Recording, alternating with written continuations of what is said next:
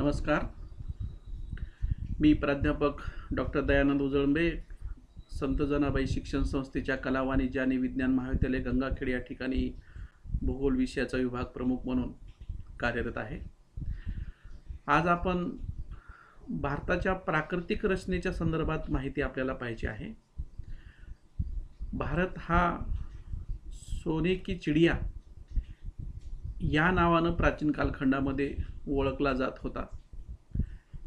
तर याचं प्रमुख कारण ही भारताची प्राकृतिक रचना आहे, इथली जैवविविधता आहे. पृथ्वीवर आणि जगात जे काही नैसर्गिक हवामान आहे आणि जे काही नैसर्गिक प्राकृतिक रचना आहे, तशा पद्धतीची प्राकृतिक रचना निसर्गाने आपल्या भारत देशाला, भारतवर्षाला गिफ्ट दिलेली आहे. आणि म्हणून ज्या देशामध्ये आपण राहतो त्या देशातील विद्यार्थ्यालाच नाही तर प्रत्येक नागरिकांना भारताच्या एकंदरीत प्राकृतिक रचनेची माहिती असणं आवश्यक आहे. हा व्हिडिओ केवळ ग्रॅज्युएटच्याच विद्यार्थ्याला आहे असं नाही, तर ते SSC, HSC, MPSC, UPSCच्या विद्यार्थ्याला देखील निश्चितच या व्हिडिओचा स्पर्धा परीक्षेमध्ये फायदा होणार आहे. साधारणतः भारताच्या प्राकृतिक रचनेचा जेव्हा आपण विचार करतो तेव्हा प्रमुख 5 भारताचे प्राकृतिक विभाग किंवा प्रकार पडतात.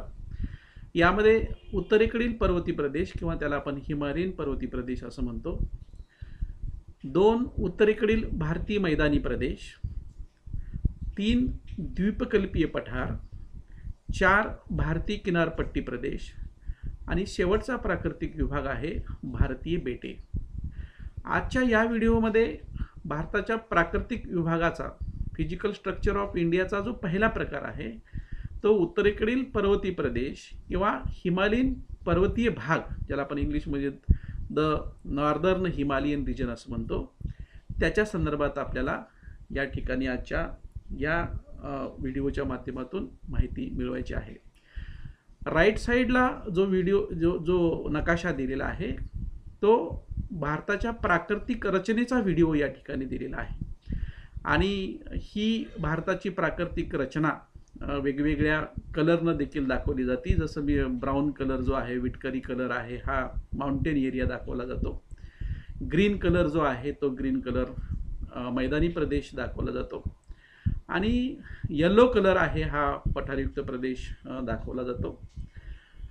आणि ब्ल्यू कलर हा सागरी प्रदेश दाखवला जातो. असं भूगोलामध्ये काही परिभाषा आहेत आणि त्या परिभाषेनुसार हे अशा पद्धतीचे वेगवेगळे नकाशे तयार होत असतात.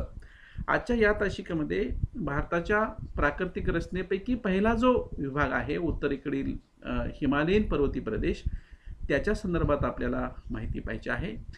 त्या अगोदर भारताचं नाव कोणत्या कोणत्या प्रकारचं आहे, स्थान विस्तार काय आहे, या संदर्भात देखील माहिती आपल्याला असणं आवश्यक आहे. खूप वेळेस भूगोल विषयाच्या विद्यार्थ्याला देखील भारताचं भौगोलिक स्थान सांगता येत नाही. अक्षवर्ती विस्तार सांगा म्हटलं, रेखावर्ती विस्तार सांगा म्हटलं, तर त्याच्या संदर्भात ज्या पद्धतीची जी नियमावली आहे, ज्या पद्धतीनं ते विस्तार सांगणं गरजेचं आहे, ते खूप विद्यार्थ्यालाही जमत नाही आहे. आणि मग या व्हिडिओच्या माध्यमातून आपल्याला ह्या देखील गोष्टी आपल्याला निश्चितच कळणार आहेत. भारतीय राज्यघटनेच्या कलम 1 मध्ये India that is a Bharat shall be a union state असा शब्दप्रयोग केलेला आहे. इंडियन कॉन्स्टिट्यूशनच्या कलम 1 मध्ये अशा पद्धतीचा उल्लेख केलेला आहे. जरी आज आपल्या भारताला भारत हे नाव जरी असलं तरी देखील मात्र भारताला इंडिया, हिंदुस्तान अशी नावं आहेत. पूर्वीच्या काळामध्ये भारतवर्ष, भरतवर्ष, भरतखंड वगैरे अशा देखील नावानं भारत देशानं ओळखलं जात होतं. साधारणतः भारताचं जर भौगोलिक स्थान जर आपण पाहिलं तर भारत हा उत्तर पूर्व गोलार्धामध्ये वसलेला आहे. आपल्या पृथ्वीचं जर आपण एकंदरीत जर पाहिलं तर जो दक्षिण भाग आहे, विषुववृत्तापासून दक्षिणकडच्या भागाला दक्षिण गोलार्ध असं म्हणतो आणि उत्तरेकडच्या भागाला उत्तर गोलार्ध असं म्हणतो. मूळ रेखावृत्तापासून पूर्वेकडच्या भागाला पूर्व गोलार्ध असं म्हणतो आणि पश्चिमेकडच्या बाजूला पृथ्वीच्या पश्चिम गोलार्ध असं म्हणतो. तर भारताचं जर भौगोलिक स्थान जर पाहिलं तर हे उत्तर पूर्व गोलार्धामध्ये आहे. म्हणजेच उत्तर गोलार्धामध्ये आणि रेखावृत्ताच्या दृष्टिकोनातून जेव्हा आपण विचार करतो तेव्हा ते उत्तर पूर्व गोलार्धामध्ये भारत काय आहे वसलेला आहे किंवा भारताचं भौगोलिक स्थान त्या ठिकाणी आहे. आताच मी तुम्हाला म्हटल्याप्रमाणे की अक्षवर्ती विस्तार आणि रेखावर्ती विस्तार हे आम्हाला सांगता आलं पाहिजे.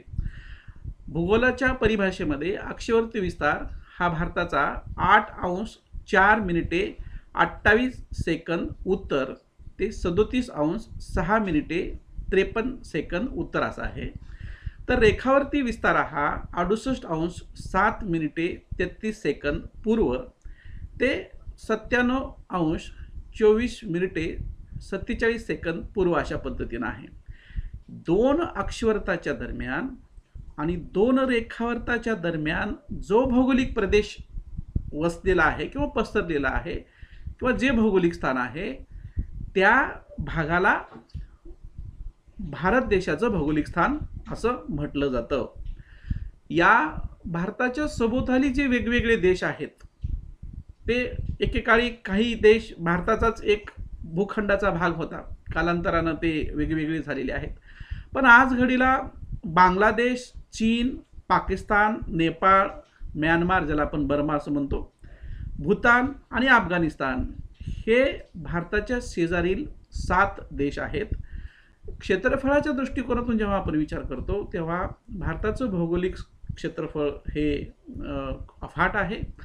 जगामध्ये एकूण पृथ्वीच्या 32,87,263 चौरस किलोमीटर, एकूण भूखंडाच्या पृथ्वीवरील 32,87,263 चौरस किलोमीटर इतकं क्षेत्र भारताच्या वाट्याला आलेलं आहे. आणि ही अफाट भौगोलिक क्षेत्र जगाच्या तुलनेमध्ये जे देश आहेत त्या देशाच्या तुलनेमध्ये भारताचं भौगोलिक क्षेत्रफळ हे खूप चांगलं आहे.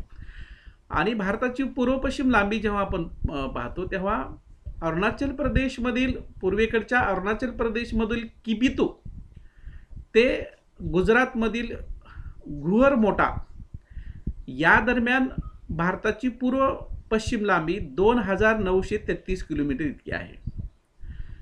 तर आपण भारताची उत्तर दक्षिण लांबीचा जेव्हा आपण विचार करतो तेव्हा जम्मू आणि काश्मीर या केंद्रशासित प्रदेशातील दबदार या ठिकाणापासून ते तमिळनाडूतील कन्याकुमारी या दरम्यान भारताची दक्षिणोत्तर लांबी ही 3,214 किलोमीटर इतकी आहे. कर्कवृत्ताचा जेव्हा आपण विचार करतो, कर्कवृत्त, विषुववृत्त आणि मकरवृत्त, तर मी तुम्हाला सांगितलं की विषुववृत्त हा 0° या परिभाषेतून आपण मोजतो. उत्तरेकडे जो 23.5 अक्षवृत्ताची जी रेषा आहे त्याला आपण कर्कवृत्त असं म्हणतो. आणि सुदैवानं भारताच्या मध्यभागातून जवळपास कर्कवृत्त गेलेला आहे. भारताच्या मध्यातून हा जो कर्कवृत्त गेलेला आहे तो भारतातल्या गुजरात, राजस्थान, मध्य प्रदेश, छत्तीसगड, झारखंड, पश्चिम बंगाल, त्रिपुरा आणि मिझोरम या 8 राज्यांमधून कर्कवृत्त गेलेला आहे. खूप वेळेस UPSC मध्ये सुद्धा प्रश्न विचारला जातो की भारताच्या कोणत्या कोणत्या राज्यामधून कर्कवृत्त गेलेला आहे. पश्चिमेकडून पूर्वेकडे राज्याची नावे सांगा किंवा पूर्वेकडून पश्चिमेकडे राज्याची नावे सांगा. किंवा तलाठी ग्रामसेवकाच्या परीक्षेमध्ये भारतातील कर्कवृत्त किती राज्यातून गेलेला आहे असा प्रश्न येतो. त्यावेळेस आपल्याला 8 राज्यातून गेलेला आहे असं आपल्याला उत्तर आपल्याला तिथं द्यावं लागेल. जलसीमेच्या बाबतीत जेव्हा आपण पाहतो तेव्हा भारताला एकूण 7,517 किलोमीटर लांबीचा सागरी किनारा लाभलेला आहे. हा देखील प्रश्न हा परीक्षेमध्ये येतो. भारताच्या एकूण भौगोलिक क्षेत्रफळाच्या प्राकृतिक रचनेचा जेव्हा आपण विचार करतो तेव्हा 10.6% भाग हा पर्वतरांगांनी व्यापलेला आहे, 18.5% भाग हा टेकड्यांनी व्यापलेला आहे, 27.7% भाग हा पठारांनी व्यापलेला आहे आणि 43.2% भाग हा मैदानी व्यापलेला आहे. इथं असाही प्रश्न येऊ शकतो की सर्वात जास्त भाग हा कोणत्या भौगोलिक प्रदेशांनी व्यापलेला आहे. निश्चितच मैदानी प्रदेशांनी 43.2% इतकं भौगोलिक भाग क्षेत्रफळ हे मैदानी प्रदेशांनी व्यापलेलं आहे. या छोट्या छोट्या गोष्टी स्पर्धा परीक्षेमध्ये देखील विचारले जातात. खूप वेळेस नेट शेट परीक्षेमध्ये अक्षवरती विस्तार आणि रेखावरती विस्ताराचं डिटेल्स इन्फॉर्मेशन देखील विचारली जाते. उत्तर दक्षिण जी लांबी आहे किंवा पूर्व पश्चिम जी लांबी आहे, ज्याला आपण रुंदी देखील असं म्हणतो, पण आपण इथं पूर्व पश्चिम लांबी हा शब्दप्रयोग इथं केलेला आहे. आताच मी तुम्हाला सांगितल्याप्रमाणे की भारताचे जे प्राकृतिक जी रचना आहे ती 5 विभागामध्ये आपण विभागलेली आहे. यामध्ये द हिमालयन रेंज आहे, ती उत्तरेकडील पर्वतीय प्रदेश आहे. हा भारताला निसर्गानं दिलेली ही गिफ्ट आहे. हा जो मी कर्सर या ठिकाणी मी फिरवतो आहे, हे संपूर्ण हा रिलीफ एरिया आहे हा. आणि इथं आपण फक्त भारतातील हिमालयन पर्वतीय प्रदेशाच्याच प्राकृतिक रचनेच्या संदर्भात माहिती पाहणार आहोत. हिमालयन पर्वतीय प्रदेश हा केवळ भारतामध्येच आहे का, तर ह्याचं उत्तर नाही आहे. बाकीच्या सभोवतालच्या जे देश आहेत तिथं देखील हिमालय पर्वतीय प्रदेशाचं क्षेत्र वसलेलं आहे, पसरलेलं आहे. तर हा संपूर्ण जो भाग आहे हा नॅचरल गिफ्ट हे भारताला भेटलेली आहे. साधारणतः हा जो पहिला प्रकार आहे उत्तरेकडील पर्वतीय प्रदेश किंवा हिमालयन पर्वतीय भाग, याला आपण अर्वाचीन पर्वत असं देखील म्हणतो किंवा याला तरुण पर्वत, हिमाद्री, हिमवन या नावानं देखील ओळखलं जातं. कारण हा जो संपूर्ण माउंटेन एरियामध्ये जो पांढरा पांढरा जो कलर दिसतो आहे, तर हा बर्फाच्छादित प्रदेश असल्या कारणामुळे हिमवन असं देखील त्याचं नाव या ठिकाणी सांगितलेलं आहे. याचा विस्तार हा पश्चिमेकडून पूर्वेकडे जेव्हा आपण हा विस्तार पाहतो तेव्हा जवळपास 2400 किलोमीटर इतका याची लांबी आहे. आणि सरासरी जी रुंदी आहे ती रुंदी ही 160 ते 400 किलोमीटर आहे. म्हणजे ही रुंदी प्रत्येक ठिकाणी हिमालय पर्वताची भारतामध्ये एकसारखी नाही आहे. आणि प्रत्येक ठिकाणी जी काही रुंदी आहे ती वेगवेगळ्या पद्धतीने आपल्याला पाहायला मिळतं. क्षेत्रफळाचा जेव्हा आपण विचार करतो हिमालयन पर्वतीय प्रदेशाचा, तेव्हा 5 लाख चौरस किलोमीटर इतकं क्षेत्रफळ या ठिकाणी या उत्तरेकडील हिमालयन पर्वतीय प्रदेशाचं आहे. पश्चिमेकडील सिंधू नावाची जी नदी आहे, आता सिंधू करार हा भारत पाकिस्तानमधला खूप मोठा गाजलेला करार आहे. 1960 मध्ये हा करार झालेला आहे. आणि येणाऱ्या कालखंडामध्ये हे जे वर्ल्ड बँक आहे मध्यस्थी, तर त्या संदर्भात तो 1960 मध्ये झाला होता.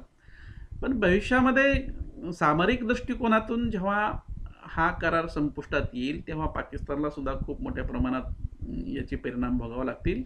आणि या नद्यामधलं सिंधू आणि त्याच्या उपनद्याचं जी पाणी आहे ती पाणी जेव्हा भारतामध्ये आपण वळवू तेव्हा भारत पुन्हा एकदा सोने की चिडिया म्हणून देखील जगाच्या समोर येऊ शकतो. इरिगेशन फॅसिलिटी खूप मोठ्या प्रमाणात इन्क्रीज होऊ शकते. पश्चिमेकडच्या सिंधू नदीपासून ते स्यांगपो, ब्रह्मपुत्रा जी नदी आहे त्याला आपण स्यांगपो असं म्हणतो, हे तिबेटियन प्रदेशामधून असं वाहत वाहत अगदी इकडं नामचा बारवा या भागाला ओलांडून ब्रह्मपुत्र नदी पुन्हा नंतर भारतामध्ये प्रवेश करून नंतर ते बंगालच्या उपसागरामध्ये जाऊन मिळते. ह्या ब्रह्मपुत्रा नदीच्या दरम्यानचा जो भाग आहे त्याला भारतातील उत्तरेकडील हिमालयन पर्वतीय प्रदेश असं म्हटलं जातं. तर डाव्या बाजूचा जो नकाशा या ठिकाणी आपण दिलेला आहे, तर या नकाशामध्ये हे क्षेत्र इथं आपल्याला जिथं कर्सर मी तुम्हाला दाखवतो आहे, तर हे भारतातील उत्तरेकडील हिमालयन पर्वतीय प्रदेश या ठिकाणी आपल्याला इथं मी दाखवतो आहे. खालच्या बाजूला हिमालय पर्वतीय प्रदेशाची रचना, ज्या रांगा आहेत त्या रांगेचा जेव्हा आपण विचार करतो तेव्हा सर्वात उत्तरेकडचा जो भाग आहे तो जास्त रिलीफचा आपल्याला पाहायला मिळेल. त्याच्या दक्षिणेकडच्या रांगा त्यापेक्षा कमी उंचीच्या आपल्याला पाहायला मिळतात. आणि खाली ह्या ज्या रांगा आहेत खालच्या बाजूला ह्या रांगा त्यापेक्षा कमी उंचीच्या पाहायला मिळतात. एकंदरीत काय तर हिमालय पर्वताच्या उत्तरेकडचा जो भाग आहे हा जास्त उंचीचा आहे. आणि तिथून जसजसं आपण भारतातल्या दक्षिणेकडे भागाकडे येऊ तेव्हा तेव्हा त्या पर्वतीय प्रदेशाची जी उंची आहे ती कमी कमी होत असलेली आपल्याला दिसून येते. आपल्याला प्राकृतिक विभागामध्ये जरी उत्तरेकडील हिमालय पर्वतीय प्रदेश हा प्राकृतिक रचनेचा पहिला भाग जरी वाटत असला तर देखील त्याचे वेगवेगळे प्रकार पडलेले आहेत. ह्या हिमालय पर्वतीय प्रदेशाचे भौगोलिक आधारावर एकूण 3 प्रकार पडलेले आहेत. यामध्ये पहिला प्रकार आहे हिमालयन रांगा, जे प्रमुख भारताचा भाग आहे. दुसरा आहे ट्रान्स हिमालय, जो हिमालय पर्वतीय प्रदेशाच्या उत्तरेकडचा जो भाग आहे त्याला आपण ट्रान्स हिमालय असं म्हणतो. आणि तिसरा जो भाग आहे ज्याला पूर्वांचल किंवा पूर्वेकडील टेकड्या, जे टर्न घेऊन उत्तर पश्चिम पूर्व जो हिमालय पर्वतीय प्रदेश जो पसरलेला आहे तिथून थोडंसं टर्न घेऊन तो दक्षिणेकडे वळलेला आहे, त्याला आपण पूर्वांचल किंवा पूर्वेकडील टेकड्यांचा हिमालय असं देखील आपण भौगोलिक आधारावर त्याचे प्रकार आपण पाडलेले आहेत. हिमालयीन रांगामध्ये ग्रेटर हिमालय, लेसर हिमालय आणि शिवालिक टेकड्या ह्या 3 प्रमुख भाग हा भारतामध्ये आपल्याला लाभलेला आहे. आणि स्थानानुसार जेव्हा आपण विचार करतो तेव्हा पश्चिम हिमालय, मध्य हिमालय आणि पूर्व हिमालय असं स्थानावर आधारित हिमालयाचे प्रकार आपण पाहतो. प्रादेशिक किंवा राजकीय आधारावर जेव्हा आपण हिमालय पर्वतीय प्रदेशाचे प्रकार, हिमालय पर्वताचे प्रकार पाडतो तेव्हा पंजाब हिमालय, कुमाऊ हिमालय, नेपाळ हिमालय आणि आसाम हिमालय. साधारणतः उत्तराखंडमध्ये जो हिमालय आहे त्याला कुमाऊ हिमालय असं म्हणतो. पंजाब हिमालय हा पंजाबच्या प्रदेशामध्ये आहे आणि आसाम हा उत्तर पूर्व भागामध्ये आसामच्या भागात. नेपाळ हिमालय हा भारताच्या जवळ उत्तर मध्य भागामध्ये जो नेपाळ देश आपल्या जवळ शेजारी देश आहे तिथल्या हिमालयाला नेपाळ हिमालय देखील असं म्हटलं जातं. या संदर्भातली सविस्तर माहिती आपल्याला पाहिजे आहे. आता हिमालयीन रांगा हा जो पहिला प्रकार आहे त्या पहिल्या प्रकारामध्ये एकूण 3 विभाग पडलेले आहेत किंवा 3 उपप्रकार पडलेले आहेत. त्यामध्ये ग्रेटर हिमालय हा अतिउत्तरेकडचा जो भाग आहे त्याला ग्रेटर हिमालय असं म्हणतो. या ग्रेटर हिमालयाच्या नंतर ट्रान्स हिमालय आहे, तो स्वतंत्र दुसरा प्रकार आहे. ग्रेटर हिमालय किंवा त्याला आपण बृहद हिमालय असं म्हणतो किंवा त्याला मध्य हिमालय असं देखील म्हणतात. हिमाद्री किंवा इनर हिमालय असं देखील या हिमालयीन रांगेच्या पहिल्या प्रकारामध्ये याला वेगवेगळी नावं आहेत. साधारणतः याची जर सरासरी उंची जर पाहिली तर 6100 मीटर या पर्वताची आहे आणि सरासरी रुंदी मात्र केवळ 25 किलोमीटर आहे. विस्ताराचा जेव्हा आपण विचार करतो तेव्हा पश्चिमेकडील नंगा पर्वतापासून ते पूर्वेकडील नामचा बारवा पर्यंत जवळपास 2500 किलोमीटर प्रदेश याचा विस्तार आहे आणि बहुतांश शिखराची उंची ही जवळपास 8000 मीटरपेक्षा जास्त आहे. हे खूप मोठं वैशिष्ट्य आपल्याला ग्रेटर हिमालय किंवा बृहद हिमालयांचं आपल्याला पाहायला येते, कारण इथल्या ज्या पर्वत रांगाची उंची आहे ती 8000 मीटरपेक्षा जास्त आहे आणि त्या कारणामुळे हा प्रदेश डेफिनेटली सदैव का राहणार बर्फाच्छादित प्रदेश आहे. मानवी वस्ती या प्रदेशामध्ये झालेली नाही. अतिशय प्रतिकूल हवामान या प्रदेशामध्ये आपल्याला पाहायला मिळतं. तरी परंतु भारतीय मिलिटरी या प्रदेशामध्ये त्यांचा हॅबिटेट आपल्याला इथं आपल्या संरक्षणाच्या दृष्टिकोनातून पाहायला मिळतो. ग्रेटर हिमालयामध्ये शिवालिक व लेसर हिमालयाच्या तुलनेत कमी पर्जन्य होते. साहजिक आहे की अतिउंच प्रदेश आहे आणि तिथं पर्जन्याचं प्रमाण हे कमी आहे. ग्रेटर हिमालयात नद्यांच्या उगमामुळे झीज होऊन घड्यांची निर्मिती झालेली दिसते, त्यामुळे या पर्वतरांगाची सलगता नष्ट झालेली आहे. हे एक अतिशय महत्त्वाचं वैशिष्ट्य आपल्याला या ठिकाणी सांगता येईल. या ठिकाणी उजव्या बाजूला जे हिमालयाचे एकूण जे 3 प्रकार पाडलेले आहेत त्यामध्ये ग्रेट हिमालय आहे, लेझर हिमालय आहे आणि सर्वात खालची काय आहे शिवालिक हिमालय, असे 3 प्रकार पडलेले आहेत. आणि अति उत्तरेकडचा जो भाग आहे तो ट्रान्स हिमालय हा स्वतंत्र प्रकार आहे. खालच्या बाजूला ग्रेटर हिमालयाच्या बाबतीत आपण एकंदरीत उंचीचं जर आपण बघितलं तर उजव्या बाजूला हा जो ग्रेटर हिमालयाचा जो भाग आहे हा सर्वात उंचीचा भाग आहे.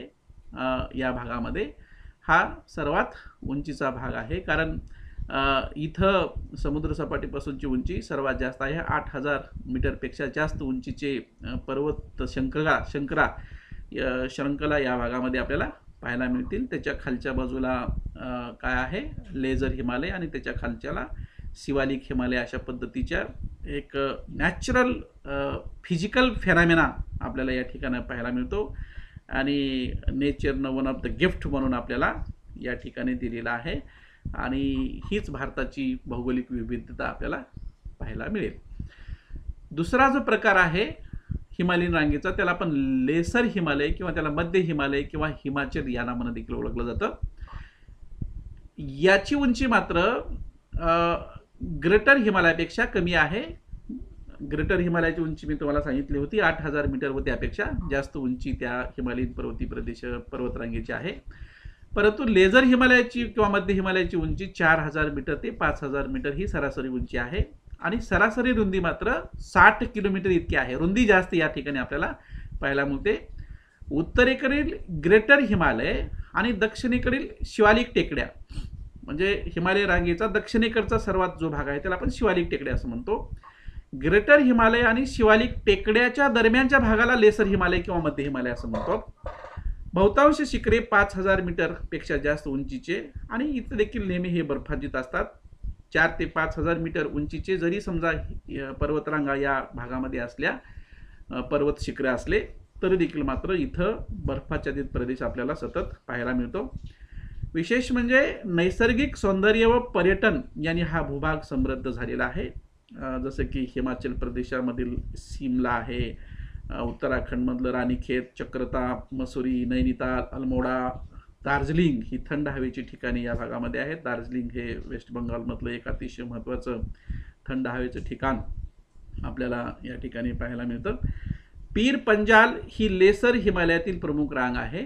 मध्य हिमालयाचा जर आपण विचार केला तर पीर पंजाल ही प्रमुख रांग आहे. झेलम आणि बियास या नद्याच्या दरम्यान ही रांग आहे. जे उत्तरेकडच्या ज्या वेगवेगळ्या नद्या आहेत त्या नद्यापैकी झेलम आणि बियास या नदीच्या दरम्यान पीर पंजाल ही लेसर हिमालयातील प्रमुख रांग आहे. पीर पंजाल व झास्कर पर्वताच्या मध्यभागी काश्मीरची दरी आहे. ही एक या काश्मीर की वादी जे आपण म्हणतो ना तर ही काश्मीरची दरी आपल्याला या भागामध्ये पाहायला मिळतं. हिमालयीन रांगाचा शेवटचा जो प्रकार आहे तो हा जो शेवटचा हा जो प्रकार आहे हा शिवालिक टेकड्या अगदी खालचा जो भाग आहे हे आहे ना हे शिवालिक टेकड्या कमी उंचीचा जो भाग आहे या भागामध्ये हिमालयीन पर्वतीय प्रदेशामधून उगम पावलेल्या ज्या नद्या आहेत ते या शिवालिक टेकड्याच्या दरम्यान वेगवेगळे दगड, कोटे, गाळ वगैरे या भागामध्ये देखील आणून डिपोजिशन किंवा काय करतात संचयन करत असतात. सरासरी उंची अतिशय कमी आहे. 900 मीटर ते 1500 मीटर याची सरासरी उंची आहे. शिवालिक रांगा किंवा बाह्य हिमालय किंवा त्याला उपहिमालय असं देखील म्हटलं जातं. हिमालयीन रांगेचा हा तिसरा आणि शेवटचा महत्त्वाचा भौगोलिक प्रकार आहे. सरासरी रुंदी ही 8 ते 45 किलोमीटर आहे. हिमालयाच्या दक्षिणेकडील पायथ्याचा भाग म्हणून शिवालिक पर्वतरांगाला ओळखलं जातं. उतार अतिशय तीव्र आहे कारण साहजिक आहे मुख्य हिमालय आणि मध्य हिमालयामधून उगम पावलेल्या ज्या काही नद्या आहेत त्या पर्वतीय प्रदेशाला घासून या प्रदेशामध्ये नद्यांचं क्षरण खूप मोठ्या प्रमाणात होत असतं. पर्वतरांग पश्चिमेकडील भागात रुंद आणि पूर्वेकडील भागामध्ये अरुंद आहे. एकंदरीत ह्या शिवालिक टेकड्याचा जर आपण भौगोलिक विस्ताराचा जेव्हा पाहतो त्यावेळेस मात्र पश्चिमेकडचा भाग हा रुंदीचा आहे तर पूर्वेकडचा भाग हा कमी रुंदीचा आहे, अरुंद होत जातो. या भागात मृदेची सर्वात जास्त झीज होते. One of the best reason तर काय आहे तर ते म्हणजे की हिमालय पर्वतीय प्रदेशातले जे काही उगम झालेल्या ज्या नद्या आहेत त्याची गती खूप मोठ्या प्रमाणात असते आणि त्यामुळं सॉइल इरोजन हे या प्रदेशातलं एक कॅरेक्टरिस्टिक्स आपल्याला सांगता येईल. शिवालिक टेकड्यांची निर्मिती ही हिमालय पर्वताच्या निर्मितीच्या नंतर झालेली आहे. ही एक महत्त्वाचा विषय हा स्पर्धा परीक्षेमध्ये येऊ शकतो. हे विद्यार्थ्यांनी आणि स्पर्धा परीक्षेमध्ये जे विद्यार्थी बसलेले आहेत त्यांनी या ठिकाणी लक्षात घेणं गरजेचं आहे. मुख्य हिमालयातून वाहून आणलेला जो गाळ आहे तो साचून या भागामध्ये मैदाने देखील तयार झालेले आहेत. त्याला डुन्स असं म्हणतात. उदाहरणार्थ ढेरा डुन, काटेली डुन्स, पाटली डुन्स असे वेगवेगळे प्रकार आपल्याला या भागामध्ये झालेले आहेत, तयार झालेले आहेत. त्याला आपण डुन्स असं म्हणतो. या रांगेत पश्चिमेकडून पूर्वेकडे जाताना वनस्पतीचे आच्छादन प्रमाण वाढते आहे. बायोडायव्हर्सिटीची जर अवेलेबिलिटी जर कुठं असेल तर हिमालयन पर्वतीय प्रदेशाचा जो भाग आहे त्या भागामध्ये आहे आणि वनस्पतीचं प्रमाण आपल्याला या भागामध्ये पाहायला मिळतं. हिमालय पर्वतीय प्रदेशाचा दुसरा जो भाग आहे तो म्हणजे ट्रान्स हिमालय. हा जो ट्रान्स हिमालय आहे हा ग्रेटर हिमालयाच्या उत्तरेकडचा जो भाग आहे त्याला ट्रान्स हिमालय असं म्हटलं जातं आणि बहुतांशी भाग हा तिबेटमध्ये असल्यामुळेच याला तिबेटियन हिमालय असे देखील म्हणतात.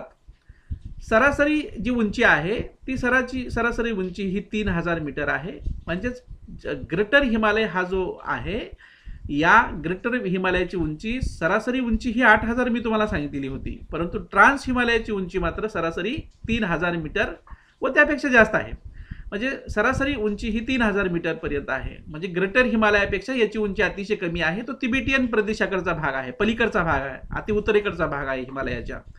आणि रुंदीचा जर विचार केला तर 40 ते 225 किलोमीटर या ट्रान्स हिमालयाची रुंदी आहे. ट्रान्स हिमालयात सागरी पदार्थाचा जो भाग आहे तो भूगर्भात आपल्याला आढळतो. म्हणजे आता या गोष्टी जिओसिंक्लाइन, हिमालय पर्वताची निर्मिती, भूसन्नती वगैरे ह्या गोष्टी, कसं टेतीस नावाचा समुद्र कसा होता तिथं, मग ते ह्या सगळ्या गोष्टी आपल्याला या ठिकाणी जायच्या नाहीयेत. परंतु एक लक्षात घ्या की या हिमालयामध्ये सागरी पदार्थाचा जो भाग आहे तो त्या भूगर्भाचं संशोधन केल्याच्या नंतर आढळतोय. हे एक संशोधन पुढलं आहे. ट्रान्स हिमालय मूळतः युरोपियन भूगर्भाचा एक भाग आहे. काराकोरम ही पर्वतरांग असून तिला आशियाचा कणा असं देखील म्हटलं जातं. स्पर्धा परीक्षेला हा एक प्रश्न अतिशय महत्त्वाचा येऊ शकतो. काराकोरम पर्वतरांग ही अति उत्तरेकडची ट्रान्स हिमालयातली महत्त्वाची एक रांग आहे. काराकोरम, कैलास, लडाख, झास्कर या ट्रान्स हिमालयातील प्रमुख रांगा आहेत. ट्रान्स हिमालयातील लडाख प्रदेश हा शीत वाळवंट म्हणून ओळखला जातो. आता परीक्षेला प्रश्न येऊ शकतो की शीत वाळवंट खालीलपैकी कोणत्या हिमालयाचा भाग आहे? ट्रान्स हिमालय, शिवालिक है ना, ग्रेटर हिमालय, मध्य हिमालय. तर अशा वेळेस आपल्याला या छोट्या छोट्या गोष्टी, या भौगोलिक प्रदेशाच्या संदर्भात प्रश्न विचारले जातात. ट्रान्स हिमालयातील कैलास पर्वतरांग तिबेट भागात असून यामध्ये कैलास शिखर व मानसरोवर ही प्रमुख ठिकाणी आहेत. भारताच्या दृष्टिकोनातून, धार्मिकतेच्या दृष्टिकोनातून हे जे कैलास शिखर आहे, कैलास पर्वत आणि मानसरोवर आहे, हे भारताचे अध्यात्माचा एक अतिशय प्रमुख भाग आपल्याला या ठिकाणी पाहायला मिळतो. सिंधू नदीने लडाख पर्वत रांगेने खनन करून सर्वात खोल अशी बुंजी दरी निर्माण केलेली आहे. या भागामध्ये ट्रान्स हिमालयामध्ये जी सिंधू नदी जेव्हा वाहते तेव्हा तिथं बुंजी म्हणजे दरी निर्माण केलेली आहे. हा हिमालय पर्वत रांगेचा हा दुसरा प्रकार मी तुम्हाला सांगितलेला आहे.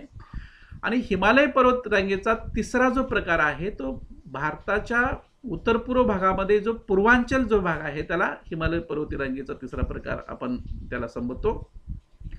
हिमालयाचा विस्तारित भाग हा भारताच्या पूर्व भागात ज्या टेकड्या आहेत त्याला पूर्वांचल असं संबोधले जाते.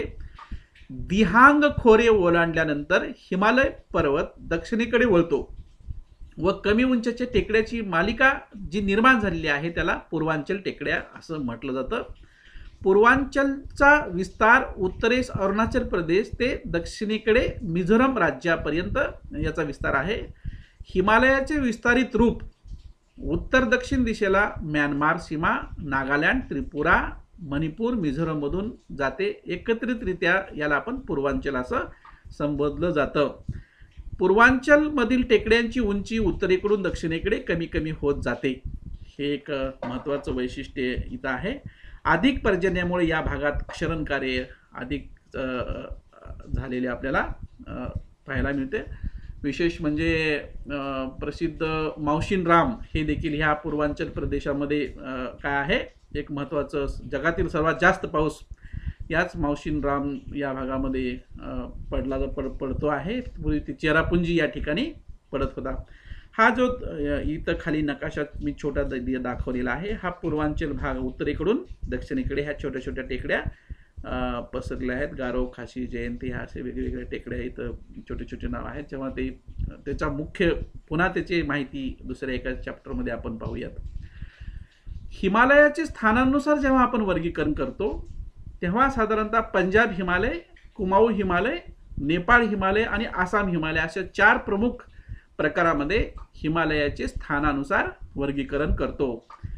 यामध्ये जो पंजाब हिमालय आहे तो सिंधू व सतलज नदी दरम्यानचा भाग आहे, है ना. आता ही जी सिंधू नावाची नदी आहे हे भारतातून या ठिकाणी जम्मू काश्मीर आता केंद्रशासित प्रदेश झालेला आहे ना जम्मू काश्मीर, तर या जम्मू काश्मीर केंद्रशासित प्रदेशातून वाहून नंतर ही नदी काय करते पाकिस्तानमध्ये ते पुढे प्रवाहित होते. तर या सिंधू नदीपासून ते त्याच्या सिंधू नदीच्या पूर्वेकडच्या सतलज नदीपर्यंतचा हा जो भाग आहे, या संपूर्ण भागाला पंजाब हिमालय असं म्हटलं जातं. आणि या पंजाब हिमालयामध्ये हिमालयाची सरासरी जी अंतर आहे तो 560 किलोमीटरचा आहे, है ना. पंजाब हिमालयाचं सरासरी अंतर किती आहे? 560 किलोमीटर आहे. बहुतांशी भाग हा जम्मू काश्मीर व हिमाचल प्रदेश राज्याचा आहे, म्हणून यास काश्मीर हिमालय किंवा हिमाचल हिमालय असेही संबोधलं जातं.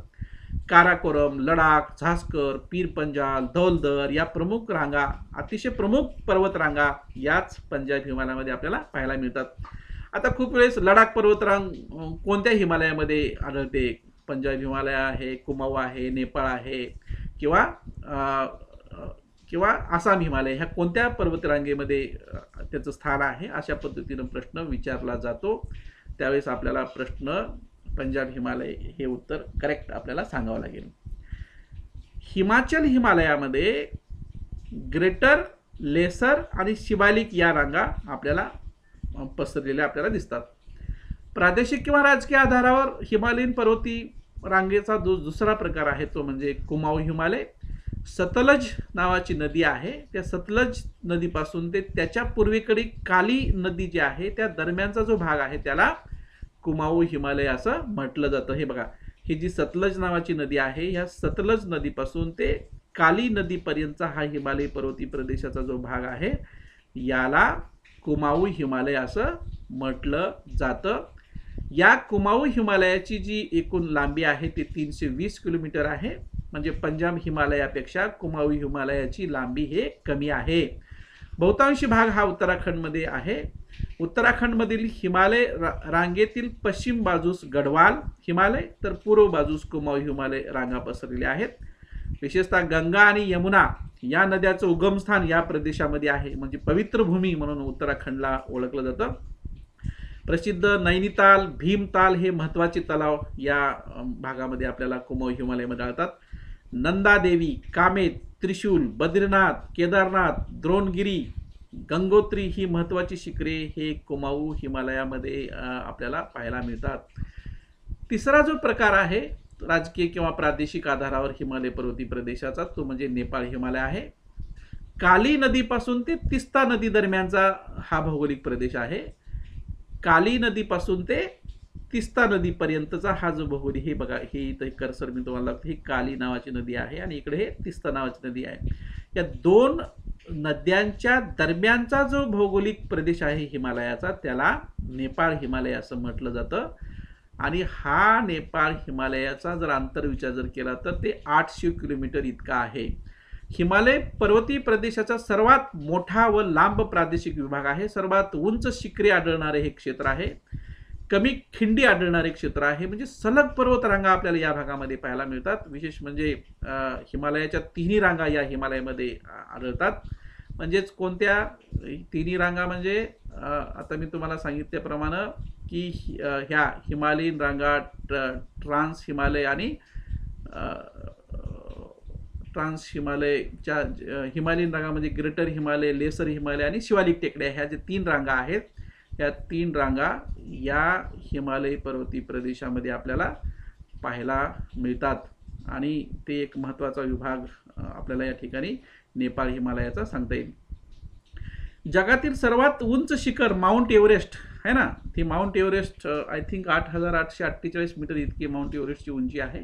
तर हे माउंट एव्हरेस्ट, कांचनगंगा, धवलगिरी, अन्नपूर्णा ही महत्त्वाची शिखरे याच आपल्या नेपाळ हिमालयामध्ये आहेत. आणि नेपाळमध्ये जो हिमालयीन पर्वती प्रदेश आहे हे जगातील सर्वात उंच शिखर असणारं हिमालयीन पर्वती प्रदेशाचा भाग आहे. शेवटचा जो प्रादेशिक किंवा राजकीय आधारावर हिमालयीन पर्वती प्रदेशाचे पर्वताचे जे प्रकार आहे त्यामध्ये आसाम हिमालय आहे. हे तिस्ता नदी ते ब्रह्मपुत्रा नदी दरम्यानचा भाग आहे ना. तिस्ता नदी हा शेवटचा, हे इकडे दिसतोय ना, हे आहे तिस्ता नदी. ह्या तिस्ता नदीपासून ते ब्रह्मपुत्रा नदीपर्यंतचा भाग हे ब्रह्मपुत्रा आहे ना, अरुणाचल प्रदेशच्या ह्या दरम्यानचे भाग हे ब्रह्मपुत्रा सॅंगपो असं म्हणतो ना, हा संपूर्ण भाग हा काय आहे, आसाम हिमालय आहे. कोणता? आसाम हिमालय. अंतर 720 किलोमीटर इतका आहे. आसाम हिमालयाचा जो दक्षिण उतार हा अतिशय तीव्र आहे, तर उतार मात्र कसा आहे, मंद स्वरूपाचा आहे. आणि त्या कारणामुळं आसाम हिमालयाच्या बहुतांश नद्या ह्या दक्षिणेकडे वाहत असलेल्या तुम्हाला दिसून येतील, कारण उतार हा काय आहे, दक्षिणेकडे तीव्र आहे. या हिमालयीन प्रदेशामध्ये पर्जन्याचे प्रमाण जास्त आहे आणि त्यामुळे मृदेची धूप खूप मोठ्या प्रमाणात होते. एक नॅचरल फिजिकल फीचर्स आसाम हिमालयामध्ये लाभल्या कारणामुळं तिथं पर्जन्याची एक फेवरेबल कंडिशन निर्माण होते आणि खूप मोठ्या प्रमाणात पाऊस पडतो. या हिमालयाला पूर्व हिमालय असे देखील म्हणतात. नामच्या, बरवा, कुली, कागरी, चोमो लहरी, होजिन, कांगसा, कांगटो इत्यादी महत्त्वाचे शिखरे हे आसाम हिमालयामध्ये आपल्याला पाहायला मिळतात. खूप वेळेस आपल्याला जे छोटे छोटे जे शिखरं आहेत तर हे आपल्याला माहीत नसतं, किंवा जसं की नामचा बरवा शिखर आहे, कुली आहे, कागरी आहे, चोमो लहरी आहेत, होजिन आहे, कांगसा, कांगटो. खूप वेळेस परीक्षेला प्रश्न विचारला जातो किंवा कांगसा ही जी काही शिखर आहे ते कुठल्या हिमालयीन पर्वती रांगेमध्ये आहे. नेपाळ हिमालय असेल किंवा पंजाब हिमालय आहे किंवा कुमाऊ हिमालय आहे, आसाम हिमालय आहे. तर त्यावेळेस आपल्याला आसाम हिमालयामध्ये कांगसा हे शिखर आहे हे आपल्याला परीक्षेमध्ये उत्तर द्यावं लागेल. आणि म्हणून ही प्राकृतिक रचना आहे ना, भारताच्या उत्तरेकडील प्राकृतिक रचनेचा अभ्यास अतिशय सूक्ष्म आणि निरीक्षण करून केला पाहिजे. दिहांग, दिफू, लेखापानी या अरुणाचल प्रदेशातील महत्त्वाच्या खिंडी आहेत आणि त्या खिंडी हा व्यापार करण्यासाठी एक महत्त्वाचा आधार आहे. स्थानानुसार हिमालयीन पर्वती रांगेचा जेव्हा आपण पाहतो तेव्हा पश्चिम हिमालय, मध्य हिमालय आणि पूर्व हिमालय असे 3 प्रकार आपण पाहतो. साधारणतः सिंधू नदी ते काली नदी दरम्यानचा जो भाग आहे त्याला आपण पश्चिम हिमालय असं म्हणतो. याच्यामध्ये पंजाब हिमालय आणि कुमाऊ हिमालय हे 2 हिमालय हे पश्चिम हिमालय म्हणून स्थानानुसार हिमालयीन पर्वती प्रकारामध्ये मोडतात. पश्चिम हिमालयाचा अंतर सरासरी 800 किलोमीटर इतका आहे. मध्य हिमालय हे काली नदीपासून ते तिस्ता नदी दरम्यानचा याला आपण मध्य हिमालय असं म्हणतो, ज्याला आपण सिक्कीम हिमालय किंवा दार्जिलिंग हिमालय प्रदेश असं देखील म्हणतो. मध्य हिमालयामध्ये जी लांबी आहे ती 800 किलोमीटर आहे. आणि शेवटचा जो स्थानानुसार हिमालयीन पर्वती रांगेचा जो प्रकार आहे तो म्हणजे पूर्व हिमालय. तिस्ता नदी ते ब्रह्मपुत्रा नदी दरम्यानचा प्रदेश आहे त्याला अरुणाचल हिमालय व आसाम हिमालयाचा समावेश या हिमालयीन पर्वती रांगेमध्ये होतो. पूर्व हिमालयाचं अंतर हे 720 किलोमीटर इतका आहे. एकंदरीत मी तुम्हाला आता इथं सांगितल्याप्रमाणे जेव्हा आता पहिली स्लाईड आपण इथे ह्या पहिल्या स्लाईडकडे आपण जेव्हा जातो तेव्हा हिमालयीन पर्वती रांगेचे जेव्हा प्रकार आपण पाहतो तेव्हा भौगोलिक आधारावर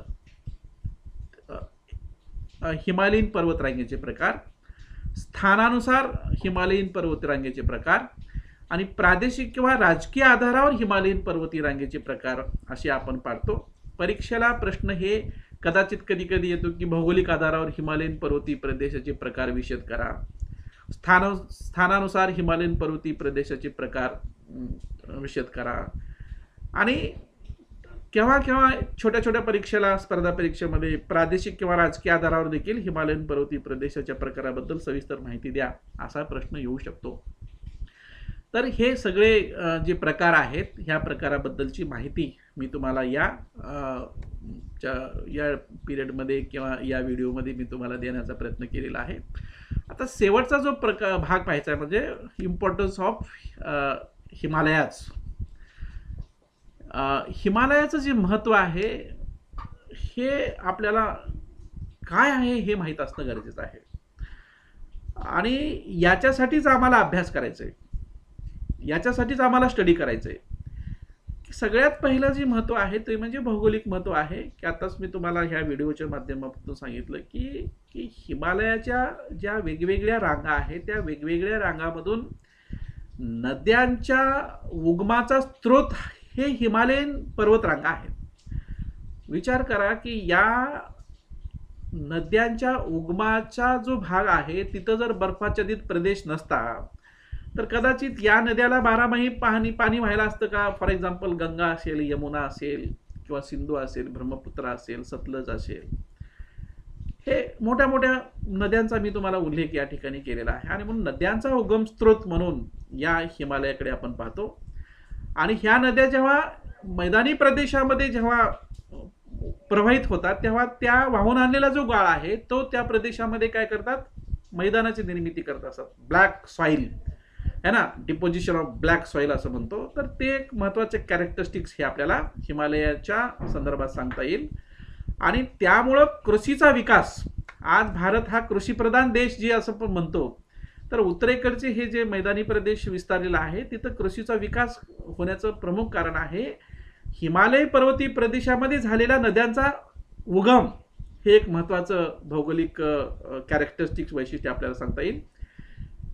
हिमालयाचं महत्त्व आपण जेव्हा पाहतो तेव्हा उत्तुंग अशी नैसर्गिक साधन संपदा, वनस्पती, प्राणी संपदाचं ठिकाण, म्हणजे जैवविविधतेचं भांडार जर भारतामध्ये कुठं असेल तर या हिमालयीन पर्वतीय प्रदेशामध्ये आहे. हवामानातील विविधता, वेगवेगळ्या ठिकाणी आपण पाहिले किंवा समुद्र सपाटीपासून जसजसं उंच वरवर जावं तसं तसं हवेचं तापमान कमी कमी होत जात असतं. भूगोल विषयामध्ये आपण ते सहज पाहिलेलं आहे.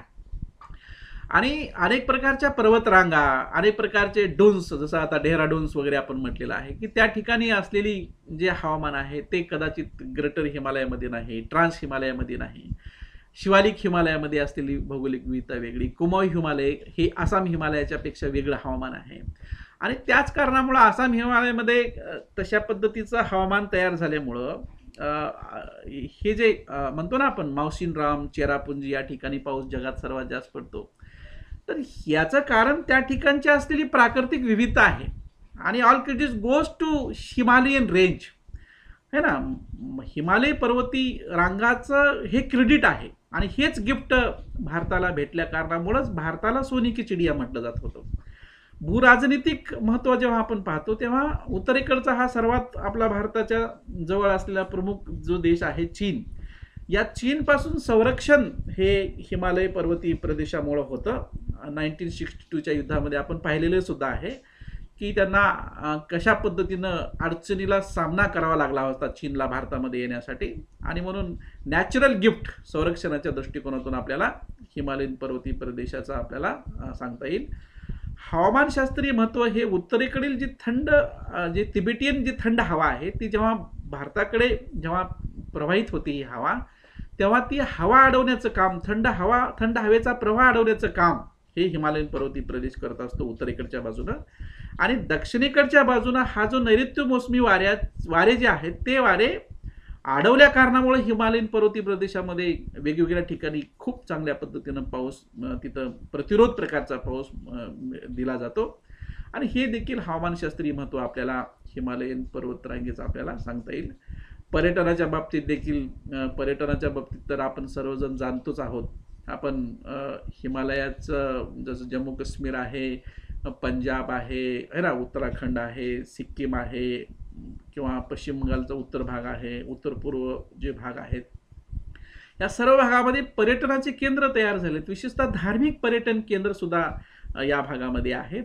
केदारनाथ, बद्रीनाथ है ना, असे वेगवेगळ्या पद्धतीचे धार्मिक पर्यटन स्थळ देखील आपल्याला, वैष्णोदेवीचा आपण या ठिकाणी आपण उल्लेख करतो. हे पर्यटन रिलिजियस टुरिझम डेव्हलपमेंट आपल्याला हिमालयीन पर्वतरांगेमध्ये आपल्याला पाहायला मिळतं. हिमालयातील वसाहती ह्या निसर्गाला अनुकूल तयार झालेल्या आहेत आणि ते पाहण्यासाठी देखील पर्यटनाचा विकास मोठ्या प्रमाणात होत चाललेला आहे. प्राचीन मानवी जीवनाचा अभ्यास या प्रदेशामध्ये आपण करू शकतो. जे आर्किओलॉजिकल डिपार्टमेंट आहे किंवा पॉप्युलेशनमध्ये स्टडी करणारे जे लोक आहेत ते हिमालयाच्या स्पेसिफिकली जॉग्राफिकल रिजनमध्ये ह्युमन हॅबिटॅट कशा पद्धतीनं विस्तारलेला आहे याचा अभ्यास करण्यासाठी सुद्धा आपल्याला एक महत्त्वाचा एक केंद्र, आपल्याला केंद्र म्हणून आपल्याला अभ्यासता येईल.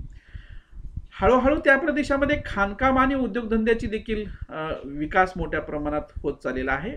जैवविविध संपन्न प्रदेश म्हणून मी तुम्हाला आता सांगितलं. आणि मिस्टर APJ अब्दुल कलामांनी एका वार्ताहराने विचारलं होतं की भारत देशाला येणाऱ्या कालखंडामध्ये आर्थिक विकास कशात होऊ शकतो. तर APJ अब्दुल कलामांनी सांगितलं होतं की जैवविविधता संपन्न असलेला आपला भारत देश आहे आणि याचा अभ्यास केल्याच्या नंतर जगाला आपण खूप मोठ्या प्रमाणात मेडिसिन आपण काय करू शकतो, एक्सपोर्ट करू शकतो. आणि हे बायोडायव्हर्सिटी हॉटस्पॉट हिमालयीन रेंजमध्ये आपल्याला पाहायला मिळतो. ती आपल्याला नॅचरल गिफ्ट आहे. पुन्हा मी परत एकदा शब्द करतो की भारत सोने की चिडिया जी म्हणतं ना, त्याचं हे एक महत्त्वाचं कारण आहे. आता व्यवसायाला संधी ट्रान्सपोर्टेशन हिमालयन पर्वतीय प्रदेशामध्ये देखील झालेलं आहे. आता आपण रेल्वे सुद्धा आपण तिथपर्यंत गेलेली आहे, हिमालयन पर्वतीय प्रदेशाच्या दक्षिणेकडच्या भागापर्यंत. अनेक प्रकारचे ट्रॅडिशनल ऑक्युपेशन आहे ना, व्यवसाय मोठ्या प्रमाणात त्या ठिकाणी झालेले आहेत. अनेक प्रकारचे गालीचे, काश्मीरची शाल हे आपल्याला पाहतो, भरतकाम, रेशीम उत्पादन, मेष पालन, विणकाम उद्योग याला चालना स्टार्टअप उद्योगाच्या माध्यमातून दिली जात आहे. आत्मनिर्भर भारत याच्या माध्यमातून, स्टार्टअप उद्योगाच्या माध्यमातून हिमालयन पर्वतीय प्रदेशामध्ये जो मानवी अधिवास आहे त्यांना देखील व्यवसायाच्या संधी मिळवून देण्याचं काम भारत सरकार करत आहे. ही एक अतिशय चांगली आपल्याला हिमालय पर्वतीय प्रदेशातलं एक महत्त्व आपल्याला सांगता येईल. दुर्मिळ औषधी वनस्पती है ना, घनदाट अरण्य आणि बर्फाच्छादित प्रदेश हे देखील कॅरेक्टरिस्टिक्स आहे. पुराणामध्ये रामायणामध्ये जेव्हा लक्ष्मणाला शक्ती लागली होती तेव्हा हनुमानजी जेव्हा आपल्या रामेश्वरचा जो भाग आहे तिथून जेव्हा उत्तरेकडे है ना संजीवनी नावाची जी बोटी आणायला जी गेले, तर ते हिमालय पर्वतीय प्रदेशाचाच एक भाग होता.